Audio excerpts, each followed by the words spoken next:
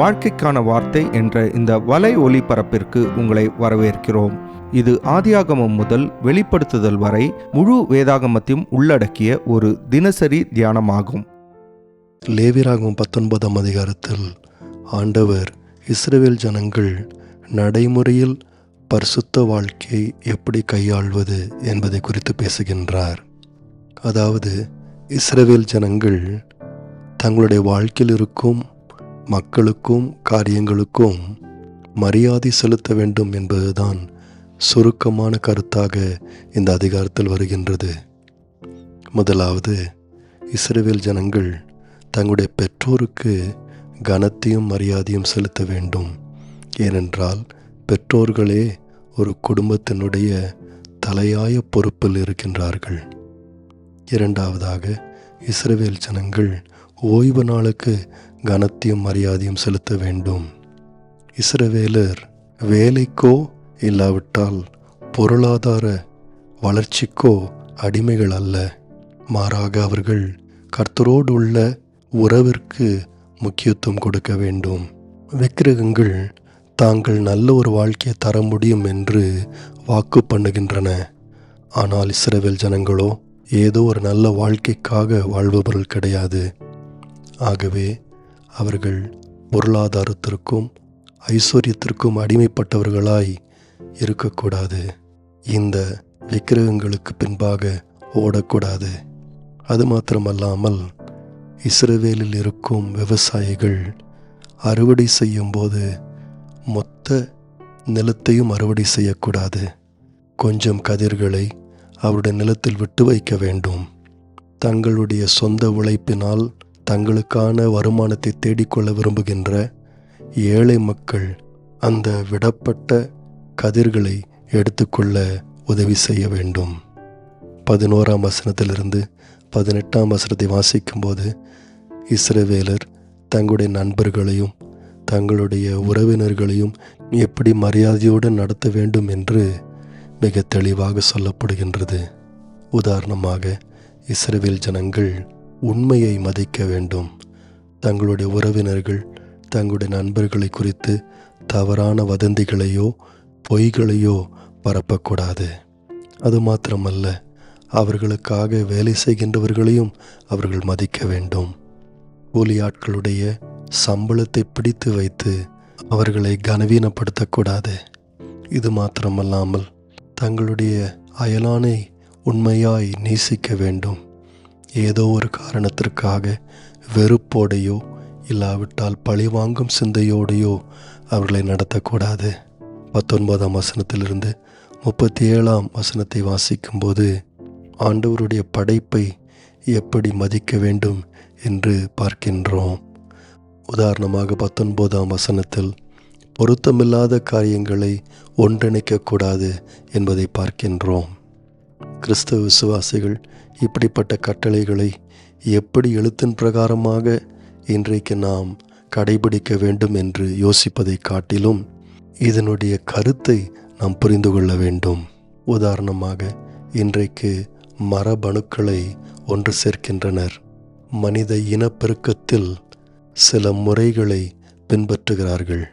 இப்படிப்பட்ட காரியங்களில் பொருத்தமில்லாத காரியங்களை இணைத்து புதிய ரகங்களை செய்வதில் விஞ்ஞானம் முயற்சி செய்கின்றது. இவைகளை குறித்து இந்த வசனம் நமக்கு போதிக்கின்றது. இஸ்ரவேலின் எஜமான்கள் தங்களுடைய அடிமைகளுக்கு மரியாதை செலுத்த வேண்டும். உதாரணமாக, ஒரு எஜமானுக்கு இருக்கும் பெண் அடிமையை அவன் மதிக்க வேண்டும். அவள் விரும்புகின்ற மனிதனை அவள் திருமணம் செய்யவும் தன்னுடைய சொந்த வாழ்க்கையை அவள் தீர்மானிக்கவும் அவன் விட்டுவிட வேண்டும். ஒரு தகப்பனானவன் தன்னுடைய பெண் பிள்ளையை குறித்து அதிகாரமுடையவனாய் இருந்தாலும் அந்த அதிகாரத்தை தவறாய் பயன்படுத்தக்கூடாது. பொருளாதார வீழ்ச்சியை அவன் கண்டாலும் நிச்சயமாக அதை சமாளிப்பதற்காக தன்னுடைய மகளை கோயில் வேசியாக அவன் விற்றுவிடக்கூடாது. இஸ்ரவேல் ஜனங்கள் தங்கள் சமுதாயத்தில் இருக்கும் முதியவர்களை மதிக்க வேண்டும். அவர்களுடைய வயது நிமித்தமாக அவர்கள் சம்பாதித்த ஞானத்தை அவர்கள் மதிக்க வேண்டும்.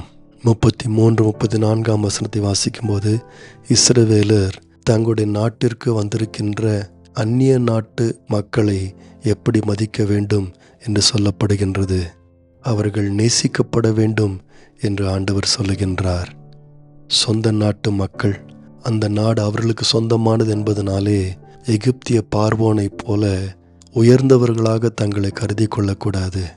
நண்பர்களே, இஸ்ரவேலர் பரிசுத்தமாக இருக்க வேண்டும் என்பதுதான் இந்த அதிகாரத்தில் முக்கியப்படுத்தப்படுகின்ற காரியம்.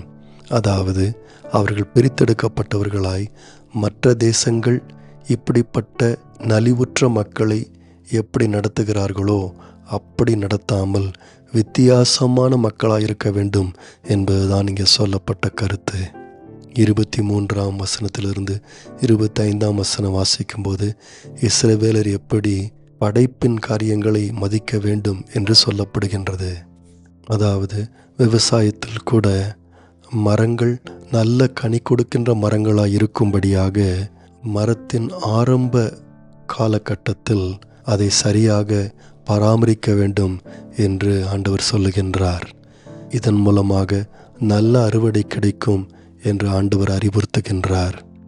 நண்பர்களே, பரிசுத்தம் என்ற வார்த்தை இன்றைக்கு வெறும் ஒரு ஆவிக்குரிய வார்த்தையாக மாத்திரம் எடுத்துக்கொள்ளப்படுகின்றது. ஆனால் பரிசுத்தம் என்று சொல்வது நடைமுறைக்கான ஒரு வார்த்தை.